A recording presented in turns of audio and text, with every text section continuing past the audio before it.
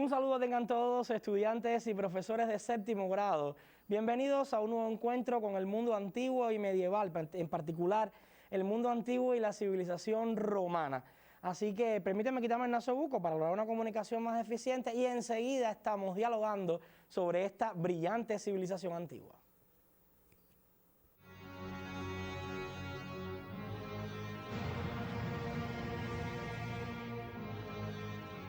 Estoy seguro que con tus profesores pudiste trabajar en la clase anterior la expansión romana por el Mediterráneo. Sí, esa expansión externa que logra esta civilización y que va a permitir que obtenga muchos más esclavos, muchos territorios, que incluso se organicen en provincias y que estos territorios van a convertirse en regiones dependientes de Roma en este caso. Yo les quiero proponer un recorrido por algunas de estas ideas que ya ustedes trabajaron con sus profesores. Fíjense, no es necesario copiar estas ideas, sino más bien recordar algunas cuestiones sobre estas guerras que son llamadas guerras púnicas y que se van a dar esencialmente entre Roma y Cartago y que ya ustedes anotaron con sus profesores. Quizás estas notas que les estoy proponiendo pueden enriquecer algunas de las ideas, pero no es necesario copiarlo de manera literal porque ya lo abordamos con los profesores. Ahí pueden estar observando cómo entre los siglos 3 y 2 antes de nuestra era, Roma y Cartago se enfrentan, dando inicio a las guerras púnicas. Para lograr su deseo de expansión, Roma se enfrentó con uno de los pueblos más civilizados del norte de África, Cartago, que había sido antiguamente colonia fenicia.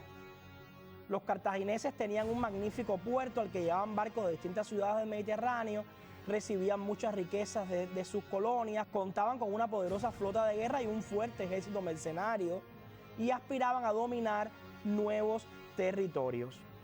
Obviamente que las luchas que se van a desarrollar entre Roma y Cartago van a recibir el nombre de guerras púnicas, como ya dije, se van a dar entre los años 264 y el 146 antes de nuestra era.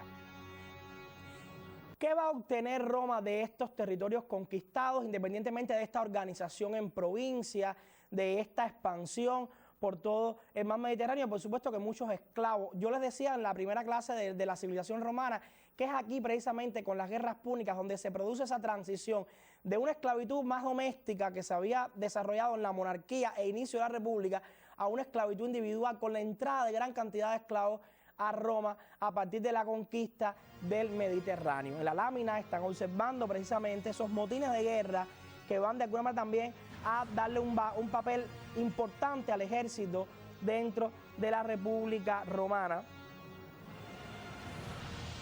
Y podrán ver ese resultado, que es que Roma obtiene la victoria sobre Cartago y esta última se convierte en su provincia.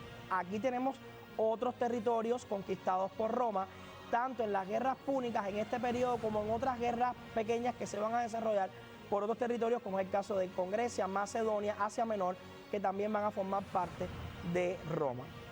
¿Qué obtuvo Roma con los territorios conquistados? Primero, los botines de guerra, que serán la fuente mayor de riqueza, como habíamos visto en la lámina. Roma comenzó a vivir a costa de sus provincias, y eso es importante, porque esto va a llevar a que Roma desarrolle una economía de rapiña, una economía parásita, porque esta economía depende del desarrollo de sus provincias, y cuando sus provincias entren en crisis, veremos más adelante cómo Roma va a entrar en crisis también. Y hay un desarrollo de la esclavitud como sistema económico, un aspecto que ya hemos venido insistiendo, esta transición a esa esclavitud individual, al esclavo como base de la producción en las grandes plantaciones, los grandes latifundios que van a tener los romanos y también el desarrollo de otras actividades como la artesanía y el comercio. Aumentó la concentración de la propiedad agraria, va a permitir el surgimiento, como ya decía, del latifundio y la decadencia de la pequeña propiedad y una depauperación del campesino romano libre. Y voy a explicar por qué. Si el esclavo desarrolla todas las actividades económicas, entonces el trabajo se convierte en un aspecto denigrante para el campesino, porque el campesino está viendo que ese trabajo lo hace el esclavo, y si yo trabajo de esa manera, entonces estoy trabajando en condiciones de esclavo, y eso va a llevar entonces a un índice de pobreza en el campesinado romano, pero también a un sector de la población parásito al que se le va a llamar plebe, que va a estar merodeando por la civilización romana, en particular por las grandes ciudades cómo Roma, y entonces no le van a dar el papel que lleva el trabajo, la importancia que lleva el trabajo dentro de la civilización. Y es un aspecto que quería llamar la atención en este momento de la clase, porque nos ayuda también a entender esas contradicciones que se van a dar entre la plebe, entre los campesinos libres, que van a denigrar el trabajo, y el esclavo, que como dije, es un instrumento parlante dentro de la civilización romana. En el día de hoy vamos a dedicar nuestro encuentro a caracterizar esencialmente el siglo I antes de nuestra era, el siglo I antes de nuestra era, para poder ver a finales del siglo II y durante todo el siglo I diferentes contradicciones que se van a dar dentro de la República Romana. Aspecto que evidencia que la República ya no es la forma de gobierno que necesita Roma a partir de toda la expansión territorial, la importancia que va a alcanzar el ejército, las contradicciones entre los grupos sociales, esclavos y esclavistas, plebeyos pobres y plebeyos ricos, y todas estas contradicciones van a llevar finalmente a la caída de la República. En el día de hoy vamos a iniciar la crisis de la República como forma de gobierno en Roma y su expresión en un hecho interesante que estoy seguro que has oído hablar en algún momento, y si no, lo haremos hoy, que fue la sublevación de Espartaco, y es el tema de la clase de hoy. Las luchas internas aceleran el fin de la República. La crisis de la República en Roma, la sublevación de Espartaco.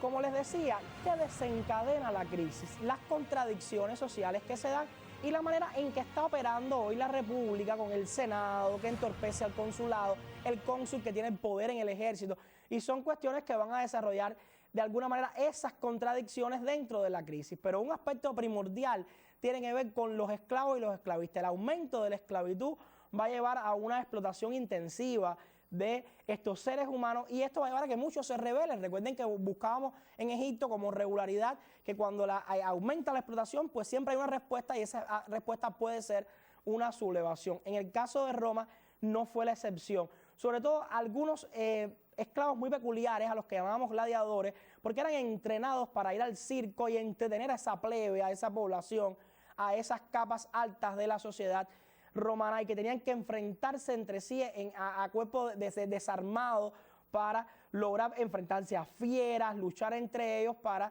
encontrar un ganador. Y había escuelas de gladiadores que se van a desarrollar y que se van a preparar, y que los estás preparando militarmente para que puedan enfrentarse, y eso será un aspecto también a favor de muchos esclavos que quieran sublevarse en contra de la explotación. Por eso es que podemos anotar que los esclavos fueron cruelmente explotados y muchos se convierten en gladiadores.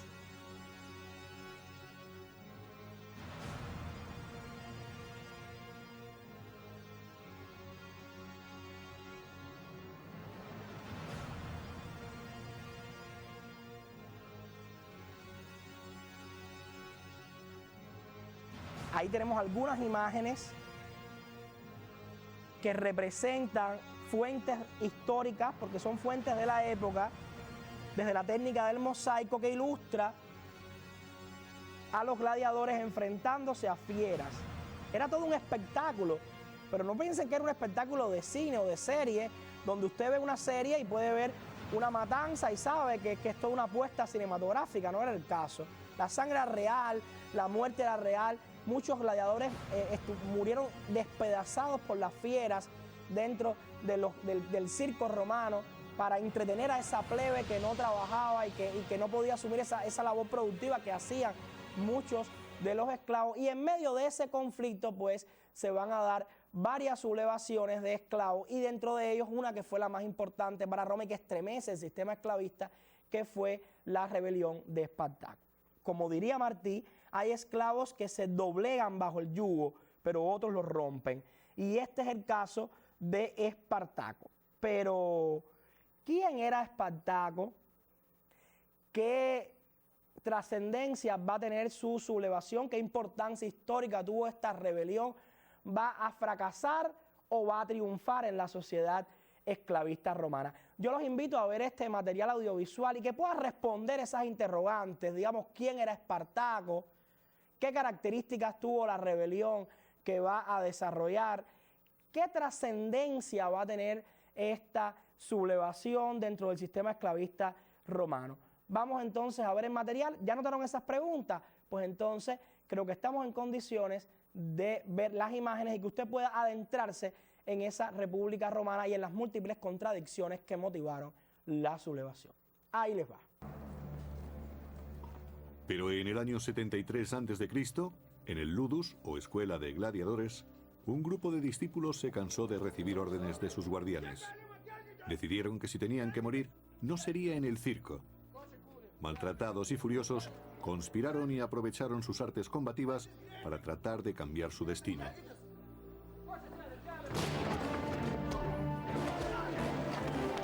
De acuerdo con el historiador Apio del segundo siglo, Espartaco, junto con un compañero, Crixus, urdió un plan. Persuadieron a unos 70 esclavos para arriesgar sus vidas y conseguir la libertad en lugar de que los exhibieran como recreo de otros.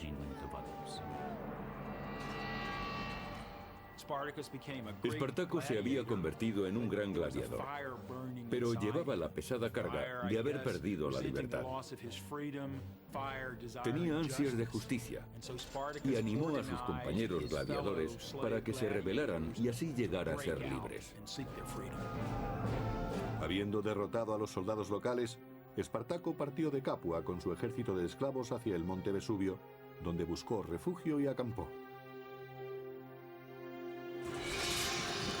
Espartaco, junto con otro conspirador, Crixus, escapó de las autoridades romanas, pero debía preparar a sus hombres para los inevitables combates que se avecinaban. Juntos dirigieron una rebelión de esclavos, pero se encontraron junto a los proscritos acorralados por el propio Claudio en el monte Vesubio, al sur de Italia. Al tercer año de la rebelión de los esclavos, Roma estaba desesperada. El Senado llamó a Marco Licinio Craso, un noble rico al que le gustaba la gloria tanto como el dinero.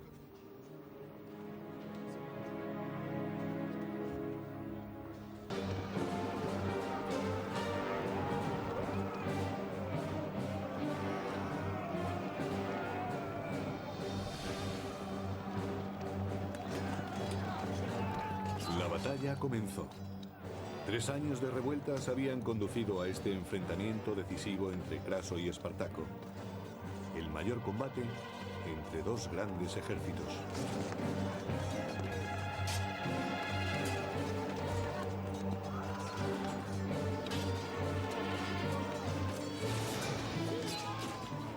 Se sabe que Espartaco estaba tan mal herido en una pierna que tuvo que luchar apoyándose en la rodilla, pero se negó a dejar de combatir.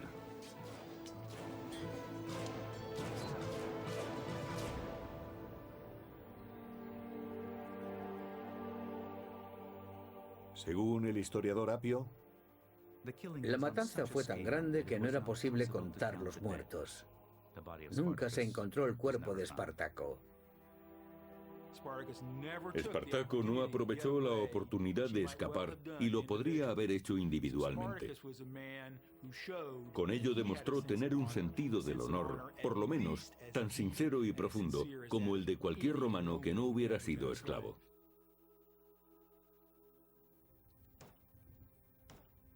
Craso persiguió a los supervivientes y mató a todos los que encontró excepto a 6.000 que capturó y crucificó a lo largo de la vía principal que conducía a Roma.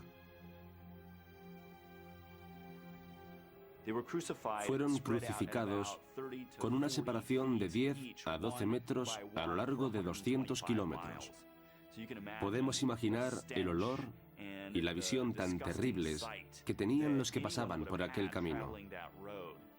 Si eran romanos, el olor les habría parecido a esclavos muertos y estarían contentos de verlos, aunque fuera de esta forma tan espantosa. Pero para los esclavos era un mensaje muy claro. Esto es lo que os espera si os rebeláis contra el poder de Roma.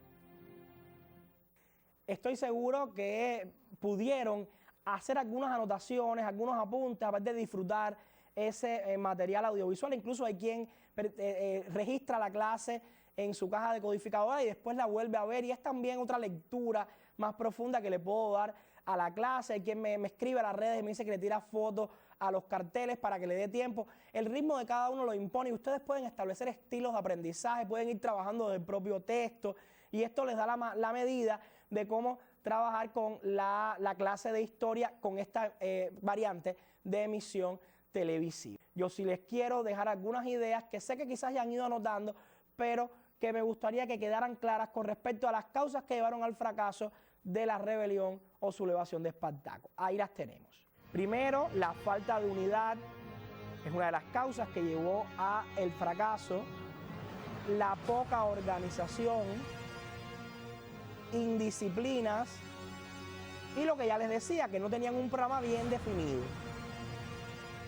Es bueno que anoten estas causas que llevaron al fracaso y fíjense cómo la unidad medió al ejército, cómo dividió al ejército esclavo, lo veían en el audiovisual.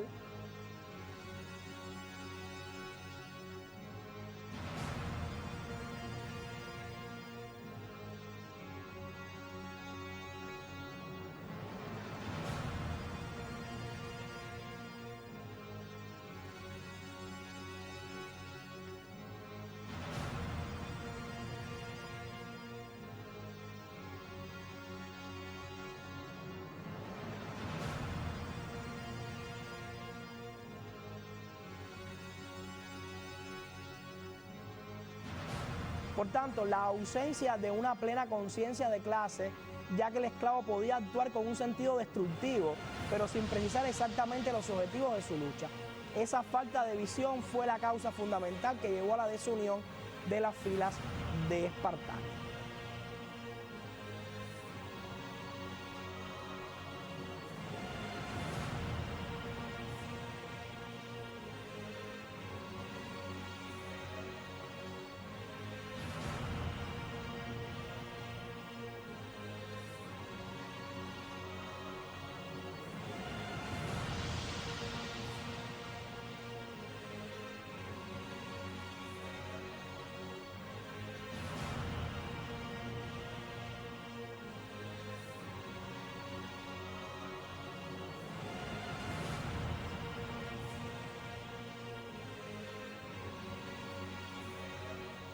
Como les decía, la vida de Espartaco ha sido llevada al cine en varias oportunidades, a series de televisión, y también ha sido motivación para escultores, pintores. Ahí los dejo con nuestra sección Conectando, ahora con la película Espartaco de la década del 50, inicio de los 60, y también con la visión de la escultura de Denis Foyatier, que trabaja precisamente a esta personalidad. Veamos.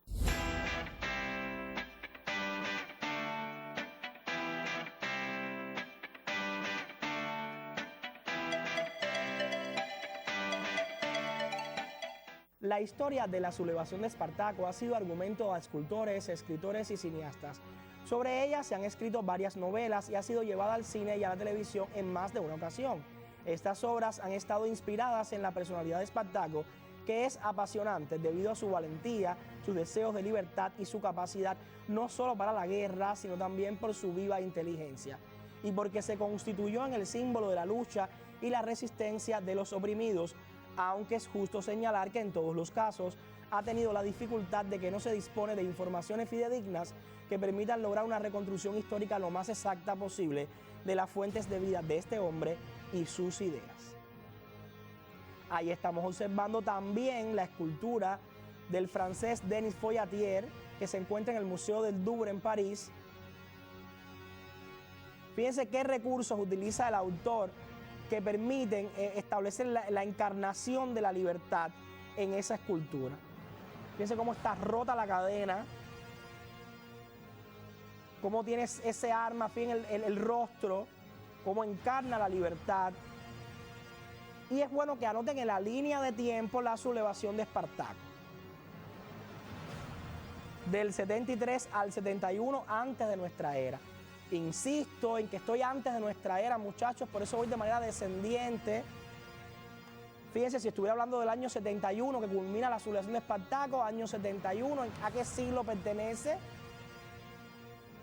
Año 71, unidad y decena, diferente de cero, por tanto sumo 1 a la centena, que en este caso es 0, por tanto estoy hablando del siglo I. Ahora quisiera que anotaran la importancia histórica de esta sublevación, que a pesar de haber fracasado, estremeció el sistema esclavista romano. Roma nunca volvió a ser la misma después de la sublevación de Espartaco. Había perdido 10.000 esclavos, los campos estaban devastados y muchas ciudades destruidas. Los propietarios a veces evitaban la compra de esclavos y preferían los nacidos en casa. Esta gran insurrección de esclavos bajo la dirección de Espartaco, que como ya decía, duró 18 meses, no solo causó gran repercusión en su época y en especial entre los romanos, sino que trascendió porque pasó a la historia de la humanidad como un ejemplo de lucha inviable entre estas dos clases sociales opuestas, muchachos, esclavos y esclavistas, oprimidos y opresores.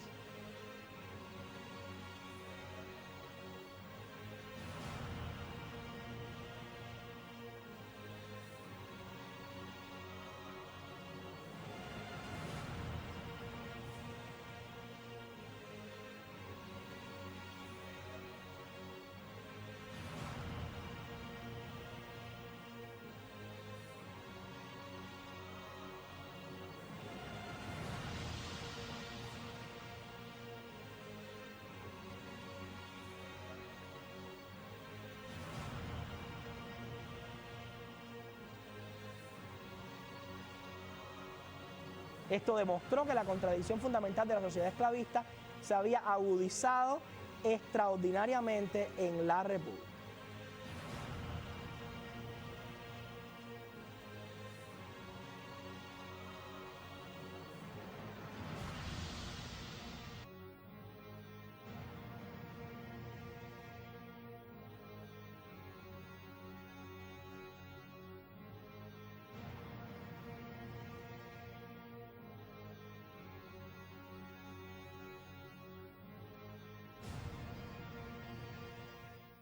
Bueno, después de haber visto la sublevación de Espartaco como un ejemplo de la crisis de la República Romana, en un momento de esplendor de la esclavitud, un momento de apogeo de la esclavitud, que fueron esos siglos II y I antes de nuestra era, y que tuvo mucho que ver las guerras púnicas en ese esplendor, en ese desarrollo económico de la civilización, yo los quiero dejar con los aspectos que ustedes van a ver en la próxima clase, y que es otro ejemplo que va a ilustrar la crisis de la República como forma de gobierno en Roma, unido a la sublevación de Espartaco. Veamos. Y vamos a trabajar una figura muy interesante, que es Julio César y el fin de la República.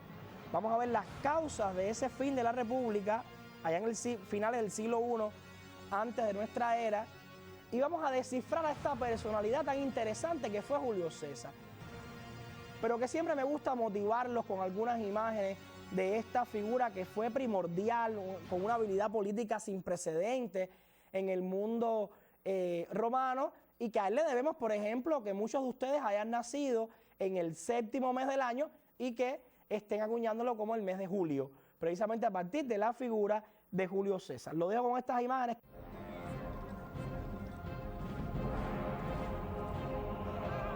La rebelión de esclavos de Espartaco despertó la furia de los pobres y de los oprimidos.